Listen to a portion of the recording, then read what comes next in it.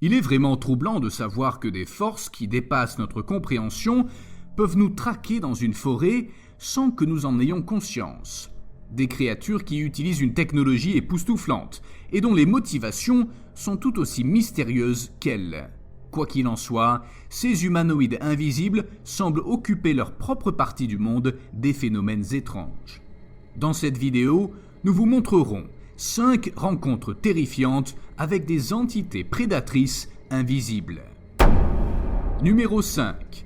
Prédateurs dans la vie réelle. Dans l'épisode du 26 octobre 2014 de la célèbre émission de radio américaine sur les événements paranormaux Coast to Coast AM, une personne essoufflée a appelé pour raconter une histoire plutôt troublante. Selon cet interlocuteur, qui s'est présenté en tant que Greg de Dobson en Caroline du Nord, il avait fait une rencontre assez extraordinaire en 1993 ou 1994, alors qu'il vivait à Nashville, dans le Tennessee, avec ce qu'il ne pouvait décrire que comme une sorte d'entité dotée d'un pouvoir d'invisibilité. Il a dit qu'une nuit, alors qu'il promenait son chien, il a ressenti la nette sensation Dieu le transperçant au-delà de l'imaginable, même s'il semblait n'y avoir personne d'autre.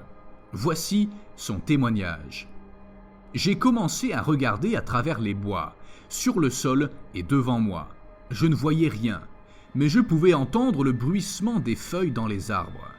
Puis j'ai commencé à regarder la cime des arbres, et je dois dire que j'avais une très bonne vue à ce moment-là. Je n'étais pas défoncé, je n'avais pas bu. J'ai vu quelque chose d'accroupi sur la cime des arbres. La seule façon de la décrire, et je ne sais même pas si le film était déjà sorti, donc je n'en savais rien, s'apparente au film Predator, quand cette créature invisible est apparue. Je pouvais en voir les contours, mais je pouvais voir à travers elle. Et elle était assise à la cime des arbres, qui ne pouvaient pas supporter le poids d'un homme. Cette chose était aussi grande qu'un homme. Je suis resté là à la regarder, j'ai lâché la laisse, je me suis mis à courir, et j'ai crié « Hé !» J'ai poursuivi cette chose qui s'est aussi mise à courir sur la cime des arbres. En peu de temps, j'ai parcouru une distance identique à celle d'un terrain de football. Je veux dire, c'était très rapide. Je ne sais pas comment elle a couru à travers les cimes des arbres, mais je sais ce que j'ai vu. J'ai réfléchi et je me suis dit « Qu'est-ce que tu fais à poursuivre cette chose ?» Nous sommes arrêtés après avoir parcouru une distance équivalente à celle d'un terrain de football. Elle s'est retournée, m'a regardé à nouveau, puis a disparu à travers la cime des arbres. Je ne l'ai jamais revue. Elle m'a fait peur, je sais, et je ne l'ai jamais dit à personne parce que les gens penseraient que j'étais fou.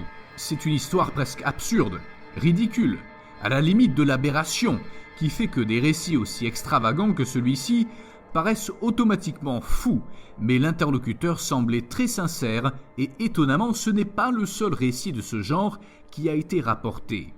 Il y a eu de nombreux autres témoignages à propos de ce qui semble être des entités biologiques invisibles d'un certain genre.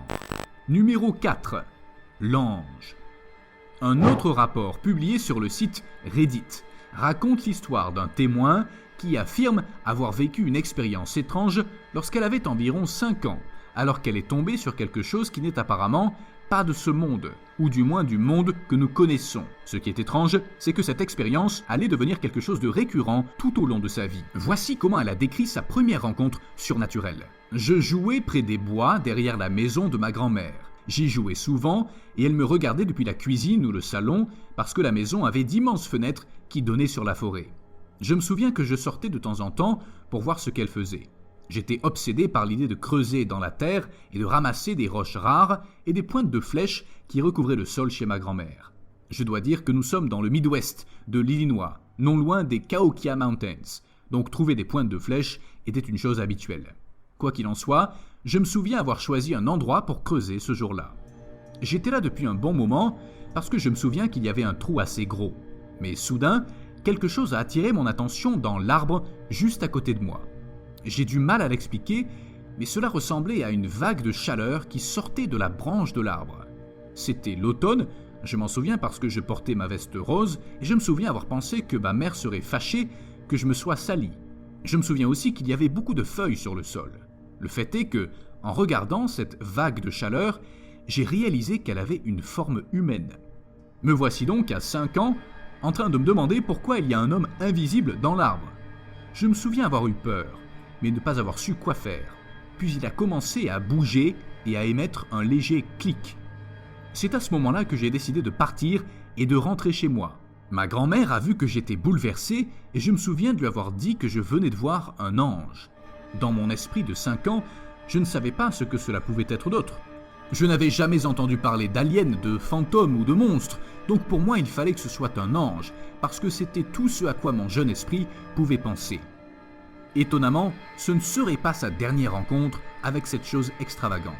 En 2004, le même témoin a affirmé avoir reçu une nouvelle visite de la même entité, juste après sa séparation d'avec son mari, alors qu'elle avait traversé des moments difficiles. Que pensez-vous que cela ait pu être? Un véritable ange? Un autre prédateur? Elle n'a jamais plus rien vu de tel. Numéro 3. Un prédateur invisible dans la forêt. L'histoire suivante a également été publiée sur Reddit. Un homme chargé de patrouiller à la recherche de trafiquants de drogue clandestins dans l'ouest de l'État de Washington a affirmé avoir découvert quelque chose de paranormal. Alors qu'il se frayait un chemin à travers les arbres avec son fusil, il lui est arrivé quelque chose qui sort vraiment de l'ordinaire. Voici son témoignage. Tout a commencé à la fin du mois de juillet, lorsque j'ai été obligé de faire des patrouilles semi-régulières autour de la propriété où je vis, très boisée, montagneuse et humide, lorsque j'ai découvert qu'il y avait des trafiquants de drogue près de la propriété. Comme vous le savez probablement, ces gens ont tendance à être violents. Alors j'ai commencé à prendre un fusil avec moi lors de mes patrouilles parce que, comme on dit, mieux vaut prévenir que guérir. J'ai rapidement trouvé des traces de pas au bas de la colline et j'ai même réussi à confisquer un bidon d'essence comme une sorte de trophée de guerre. Cela m'a amené à penser qu'ils pourraient faire de l'exploitation forestière illégale, alors j'ai intensifié le nombre de mes patrouilles. Peu après, je suis tombé sur quelque chose de dérangeant dans la forêt. Je faisais une autre patrouille quand je suis passé à côté d'un vieux cèdre. J'étais passé à côté 1,5 million de fois, mais soudain j'ai senti qu'il fallait que je m'assoie dessous et que je me repose un peu. Je me suis assis sous les branches et j'ai posé mon fusil et mon sac à dos à côté de moi. Je suis resté assis dans le silence et je me suis détendu en écoutant tous les sons que la forêt offre. J'avais l'impression d'être entré dans le même état de zénitude que l'année précédente alors que j'étais agenouillé près d'une source naturelle après une forte pluie. Tout allait bien, le monde allait bien et tout irait bien. Je me sentais merveilleusement bien. J'ai ouvert les yeux et j'ai tourné la tête vers la droite pour regarder une forêt d'aunes et en levant les yeux, j'ai vu une forme humaine. Elle mesurait environ 4,60 m de haut et sa tête, son cou et ses épaules étaient visibles. Pour la décrire, je peux seulement la comparer à un prédateur, comme la créature du film qui utilise un dispositif de camouflage. Elle ressemblait beaucoup à cet engin. Je me suis assis et je l'ai regardé probablement pendant 3 à 5 secondes avant qu'un sentiment de peur et d'anxiété écrasant ne s'empare de moi. Je dois dire que je ne suis pas du tout d'un naturel peureux. J'ai vécu beaucoup de situations désagréables qu'il est inutile de raconter. Il suffit de dire que cela m'a énormément secoué. J'étais presque pétrifié. J'avais peur de ce qui arriverait si j'osais bouger. Finalement, j'ai trouvé la force d'enlever mes lunettes et de les nettoyer avec ma chemise. En les remettant, j'ai pu voir que la forme était toujours là. Ma peur grandissait de plus en plus et mon esprit naturellement calme et rationnel a repris le dessus. J'ai commencé à compter dans ma tête. Et que s'est-il passé ensuite? Bien que le témoin n'y soit pas resté longtemps, il est retourné dans la région quelques jours plus tard pour découvrir un trou en forme de L dans le sol. Il était entouré de grandes rayures inexpliquées. Numéro 2. Une silhouette humaine. Notre histoire numéro 2 vient d'un couple qui a emménagé dans une nouvelle maison dans l'ouest de la Pennsylvanie en 2000. Après avoir appris à connaître la région, ils ont décidé de sortir un soir pour observer les cerfs sauvages. Ils ont pris une série de chemins de terre isolés qui passaient près des fermes et des cultures sous la seule lumière d'une unique ampoule. À travers la nuit, ils ont découvert quelque chose de complètement différent du cerf qu'ils s'attendaient à trouver. Le témoin a déclaré ce qui suit. En regardant cette forme, j'ai réalisé que je ne savais pas ce que je regardais vraiment. Je savais que ce n'était pas un cerf, ce n'était pas un animal. Alors que mon cerveau essayait de comprendre ce qui se passait, plus je regardais, plus cela devenait clair. Quoi que ce soit, c'était une forme humaine, mais ce n'était pas un homme. Ce n'était pas transparent comme un fantôme. La seule façon dont je peux le décrire est qu'il était comme une eau stagnante qui ne projette aucune ombre. Il n'émettait aucune sorte de lueur, ni ne réfléchissait la lumière. Ce n'était pas un gaz, car celui-ci n'a pas de forme définie. Alors que ce que j'ai vu, si. C'était la seule façon de le voir, car il avait une forme humaine et je pouvais clairement voir sa silhouette. Seul son contour me permettait de visualiser ce que je regardais. Quand j'ai réalisé que je regardais une forme humaine, j'ai remarqué que la posture était similaire à celle d'une personne qui se cache. Elle était un peu courbée et semblait se protéger avec ses bras devant elle, comme si elle savait que nous l'avions vue et s'était figée pour se faire oublier. Elle ne savait pas si son mari avait également vu la créature, car l'étrange rencontre n'a duré que quelques secondes, le temps que la femme panique. Prudemment, elle a raconté à son mari ce qu'elle avait vu, pensant qu'il allait se moquer d'elle, mais elle a été surprise quand il lui a dit qu'il en avait été témoin lui aussi. Le témoin poursuit son récit. « Mon mari a vu qu'elle avait la forme d'une personne. Il a vu qu'elle était courbée comme si elle avait été prise en flagrant délit.